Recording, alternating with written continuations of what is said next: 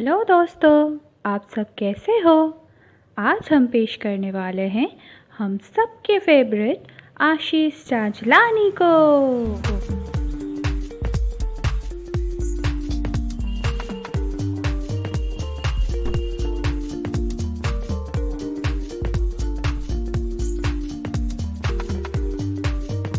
तो फिर दोस्तों, ये कार्ड मैंने कैसे बनाया है ये जानने के लिए आपको मेरा वीडियो पूरा देखना है। तो फिर चलिए शुरू करते हैं अपना वीडियो।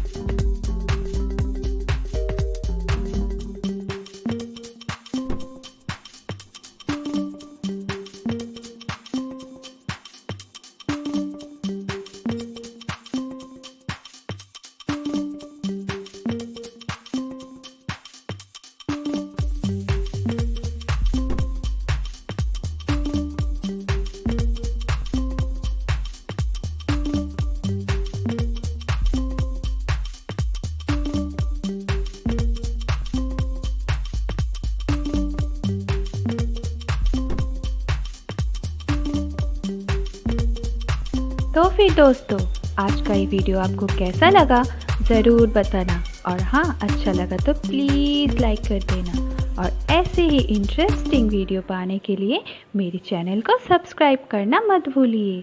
बाय।